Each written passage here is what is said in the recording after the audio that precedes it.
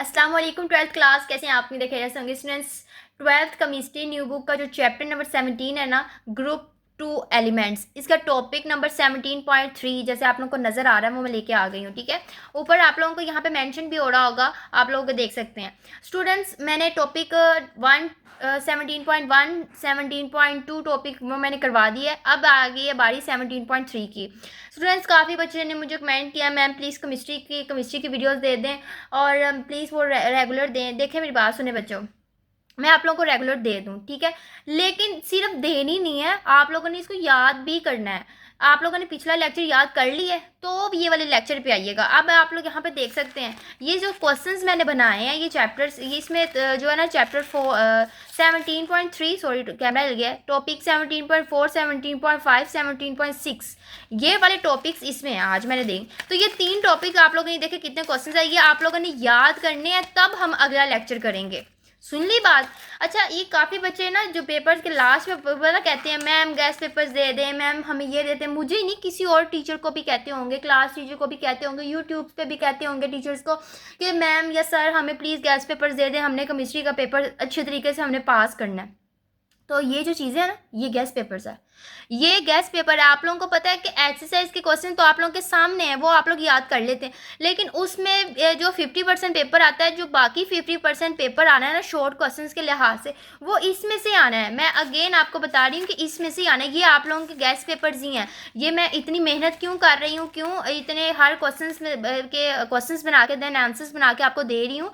जो आप लोग नोट्स खरीदते हैं ना हज़ारों के, वो उनके पीछे भी यही लिखा होता है, और आप लोगों को मुफ्त मिल रहा है। ये आप लोगों को मुफ्त मिल रहा है, मुझे पता है आप लोगों को इसकी कदर नहीं होगी, आप लोग इसको याद नहीं करेंगे। इतनी डिटेल से मैं आप लोगों को ये बात इसलिए समझा रही हूँ कि काइंडली आप लोग इसको याद करेंगे ना, देन अगर आप लोग इसको याद करेंगे ना, तो मैं 100% गारंटी दे रही हूँ कि आप लोगों को लॉन्ग क्वेश्चंस भी याद हो जाएंगे। आप लोगों को वो अलग याद करने की ज़रूरत ही नहीं पड़ेगी। आप लोगों को लॉन्ग क्वेश्चंस भी याद होंगे, एमसीक्यूज भी याद हो जाएंगे। 2 बेनिफिट है इसमें। तो ज़्यादा लंबा लेक्चर नहीं करते, मैं टू दी पॉइंट बात करती हूँ। तो चलो लेक्चर स्टार्ट करते हैं। हमारे पास यहाँ पे आप लोगों को शोर आगा टॉपिक 17.3। तो स्टूडेंट्स, अब इसमें टॉपिक 1 हम स्टार्ट कर रहे हैं, मतलब 17.3 का टॉपिक हम स्टार्ट कर रहे हैं।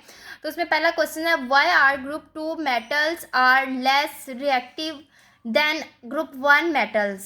ठीक है, ठीक है, वो कह रहे हैं कि क्यों ग्रुप 2 मेटल्स है ना वो लेस है, लेस जो रिएक्ट करता है ग्रुप 1 से।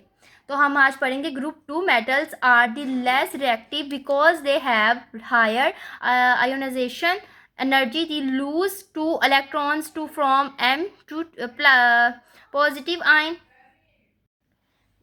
M2 plus ions which requires more energy than group 1 metal.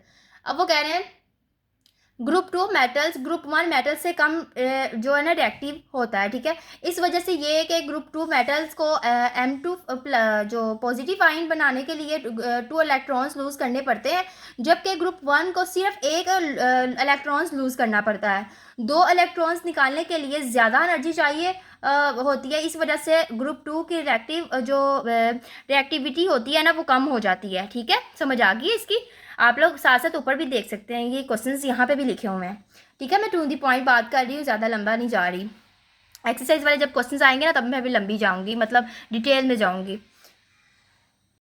Question number 2 देखते हैं, why does the reactivity of group 2 elements energy down the group. ठीक है, अब वो कह रहे हैं कि क्यों जो है ना इलेक्ट्रिक जो रिएक्टिव है ना ग्रुप 2 की एनर्जी डाउन क्यों हो जाती है, इंक्रीज डाउन क्यों हो जाती है।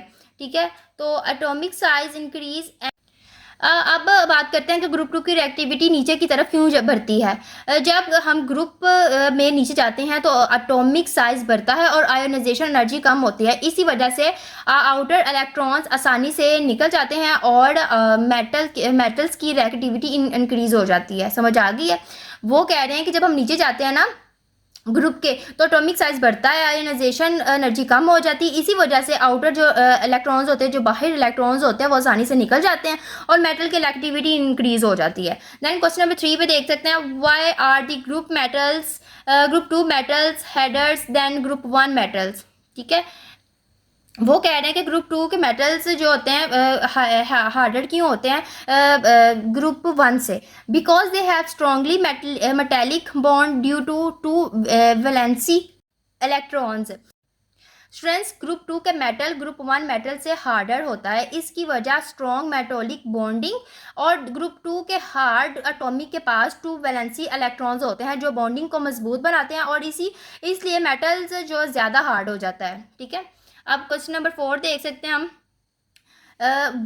Y do group 2 metals have higher melting and boiling point there group 1 metal. वो कह रहे हैं कि क्यों काम कर जो क्यों जो है ना ग्रुप 2 मेटल्स जो होते हैं वो हायर मेल्ट या बॉयल हो जाते हैं ग्रुप 1 से। ठीक है, हायर ज़्यादा बॉयल क्यों हो जाते हैं।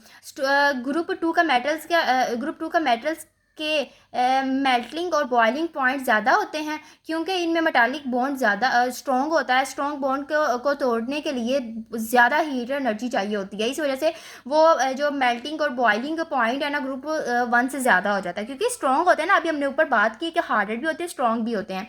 ठीक है, इसलिए लिखा stronger metallic bond required more energy to break. इन छोटे छोटे से आंसर्स लिखे आप लोगों ने अच्छे तरीके से इसको याद करना। मैं एक बार आप लोगों को पिछले क्वेश्चन दिखा देती हूँ, आप लोग वो जल्दी से ना इसका स्क्रीनशॉट ले लें और जल्दी से ना इसको राइट कर ले, साथ साथ ही राइट करते जाएं। ऊपर लिख दिया जो करें ना, तो ये टॉपिक इस टॉपिक के क्वेश्चन हैं। और अभी तक किसी चैनल को सब्सक्राइब नहीं किया गाली चैनल को सब्सक्राइब कर दे, लाइक कर दे, शेयर कर दे। कमेंट में मैंने व्हाट्सएप ग्रुप का जो है ना लिंक लगाया हुआ उसको भी सब्सक्राइब कर फॉलो कर दीजिएगा। ठीक है, अच्छा क्वेश्चन नंबर 5 देख सकते हैं। Why are group 2 hydroxides less basics than group 1 hydroxide. वो कह रहा है कि क्यों ग्रुप 2 का हाइड्रोक्साइड लेस होता है उसकी बेस देन ग्रुप 1 से। अब जो है ना वो कह रहा है कि बिकॉज दे आर लेस। वो कह रहा है कि ग्रुप 2 जो है ना ग्रुप 2 हाइड्रोक्साइड्स में पानी की जो सूलेबल है वो कम इस्तेमाल होती है, इस वजह से। हाउ डस कैसे solubility of group 2 hydroxide change down the group, the of the solubility of group 2 hydroxide increase down the group. This is because lactic inthumble decrease are the rapidly than hydroxide। Solubility जो है ना वो change क्यों हो जाती है hydroxide में, कैसे चेंज होती है। अब देखते हैं कि ग्रुप 2 के hydroxide solubility down the group किस तरह चेंज हो जाती है। ग्रुप में नीचे जाने पर हाइड्रोक्साइड की जो सोलिबिलिटी इंक्रीज होती है इसी वजह से कि lactic अनथिम्बली हाइड्रोक्शंस।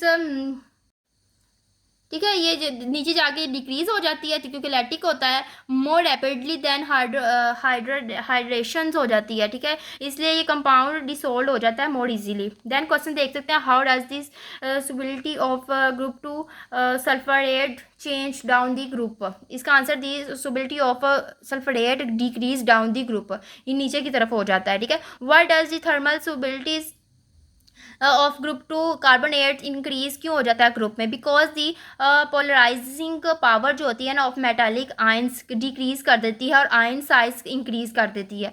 Which carbonate in the most thermally stable in group 2, barium carbonate. ठीक है, इसका ये फॉर्मूला आप लोगों ने जरूर लिखना है। दी मोस्ट, ऊपर से आप लोग देखते हैं most thermally stable in group 2, इसका भी आप लोग जल्दी से इसको राइट कर लें, स्क्रीनशॉट ले लें, इसका स्क्रीनशॉट ले लिया। देन क्वेश्चन देखने बहुत ज़्यादा क्वेश्चन है, बहुत ज़्यादा नहीं है लेकिन यह कि इस टॉपिक के लिहाज से बहुत ज़्यादा वीडियो बड़ी ना हो जाए, जल्दी से हम कर लेते हैं। Which is BeCO3 the least stable carbonate. Be2 जो पीछे आपने पढ़ा है barium 2 positive is very smallest, has a high charge density, it's strong polarize the carbonate ion। ठीक है, अब ये फार्मूला आप लोगों ने डिकम्पोजिशन आप लोग देख सके थर्मल का जो प्रोडक्ट्स होती है क्या होती है कि ये होती है। उसके बाद what is product of thermal decomposition of nitrate. Nitrate में क्या होता है, metal oxide, nitrogen dioxide and oxygen. Then अच्छा यहाँ पे समझने वाली जो समझना था ना वो मैंने आपको वैसे ही बता दिया। अब जो समझने वाली बात है ना वो आप लोग देखें। अच्छा, what is polarizing power? The ability of the small highly charged captions to distort the electrons called on an action। अच्छा, ये वो कह रहा है पोलराइजिंग पावर से मुराद है किसी छोटे और ज़्यादा चार्ज कैंशंस कैल्शियम की वो सलाहियत है जिसमें वो किसी आयन के इलेक्ट्रॉन्स क्लाउड को डिस्टोर्ट करता है। जितनी जो पोलराइजेशन पावर ज़्यादा होगी उतना ही आयोनिक जो कंपाउंड है वो कम स्टेबल हो जाएगा। ठीक है, उसके बाद इलेक्ट्रिक देख सकते हैं, ये कह रहा है वो एनर्जी होती है एक मॉल आयन जो सॉलिड को गैसेस आयन में स्प्रेड करने के लिए। वो कह रहा है कि ये वो एनर्जी होती है, लैटिक की वो एनर्जी होती है कि एक मोल आयोनिक जो सॉलिड को गैसेस आयंस में स्प्रेड करता है, मतलब फैलाता है, करने के लिए दरकार होती है। इस प्रोसेस में एनर्जी ऑब्जॉर्ब होती है, इसलिए इसे एंडोथर्मिक प्रोसेस कहते हैं। ठीक है, अच्छा, अब नेक्स्ट क्वेश्चन देख सकते हैं आप लोग, हाइड्रेशंस एंड द प्ले। वो कह रहा है ये वो एनर्जी है जो उस वक्त रिलीज होती है जब गैसेस आयंस पानी के मॉलिक्यूल से घिर जाते हैं और हाइड्रेट जो हो जाते हैं। ये प्रोसेस हमेशा जो है ना एक्सोथर्मिक होते हैं, यानी इसमें एनर्जी रिलीज होती रहती है। ठीक है, इसको ये कहते हैं हाइड्रेशंस। तो आप लोग जल्दी से इसको भी स्क्रीनशॉट ले लें। देन क्वेश्चन देख सकते हैं, ये फार्मूले लिखे हैं, आप लोग देख सकते हैं। ठीक है, इस क्वेश्चन लिखा हुआ है, ये लिखा हुआ है ड्यू टू हाई लैटिक, और ये आप लोग अच्छी तरीके से इसको करें। ठीक है, इसमें समझने वाली कोई बात नहीं है, ये सारा सेम वही लिखा हुआ है जो मैंने पीछे बताया है। अच्छी तरीके से आप लोग करें। इसकी मैं ज़रा आप लोगों को उर्दू बता देती हूँ ताकि आप लोगों को आसानी हो जाए कि ये क्या लिखा हुआ है। ये व्हाट इज लिगैंड क्या होता है? आर मॉलिक्यूल्स और ions that donates a lone pair of electrons to a metal ion. वो कह रहा है लिगैंड ऐसा मॉलिक्यूल है या आयन होता है जो अपने लॉन्ग पेयर को इलेक्ट्रॉन सेंट्रल मेटल आयन को डोनेट करता है। ठीक है, सेंट्रल मेटल को डोनेट कर देता है। इस डोनेशंस की वजह से कोऑर्डिनेट कोवलेंट बॉन्ड बनता है जो और कॉम्प्लेक्स आयन तैयार होता है। ठीक है, मिसाल के तौर पे H2O या NH3 जो कॉमन लिगैंड है वो इस्तेमाल होते हैं। ठीक है, एग्जाम्पल में आप लोग लिख सकते हैं। अब जल्दी से इसको याद कर लें और इसका भी स्क्रीनशॉट ले लें आप लोग अच्छी तरीके से। उम्मीद है इसका स्क्रीनशॉट ले लिया होगा। नेक्स्ट देख सकते हैं आप लोग, इस फार्मूले लिखे हुए हैं। किसका फार्मूला लिखा हुआ है?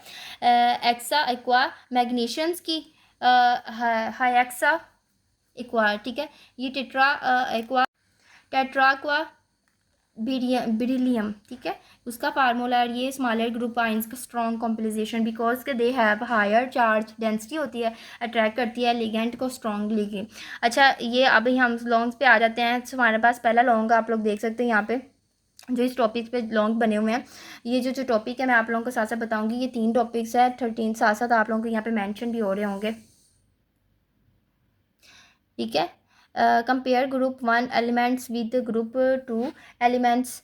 ठीक है, इसका आंसर आप लोग देख सकते हैं स्क्रीन पे। स्टूडेंट्स आप लोग ये देख सकते हैं लॉन्ग क्वेश्चन नंबर 1।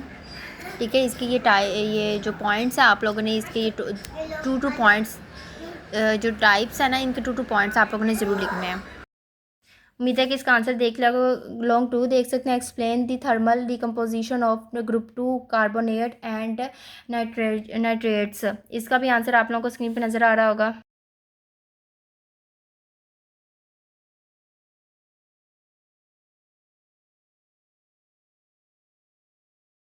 उम्मीद है कि आप लोगों ने देख लिया होगा। लॉन्ग 3 देख सकते हैं, explain the solubility trend of group 2 hydroxide of sulphate. इसका आंसर भी आप लोग देख सकते हैं।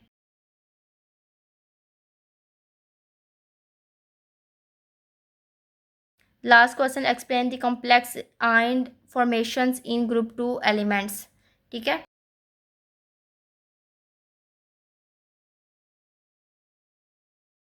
स्टूडेंट्स आप लोगों ने इसके आंसर्स देख लिए। मैं एक बार आप लोगों को दोबारा बता देती हूँ कि ये इस साइड पे आप लोगों को लिखे होंगे कि ये क्वेश्चंस इसके हैं। मैं एक बार फिर बता देती हूँ, आप लोग देख लें कि कौन कौन से क्वेश्चंस इसके हैं। ये जो है ना आप लोग देख सकते हैं कि ये इसके ऊपर शो हो रहे होंगे जो जिस टॉपिक के क्वेश्चंस हैं। ठीक है, ताकि आप लोगों को पता चल जाए इस टॉपिक के ये हैं।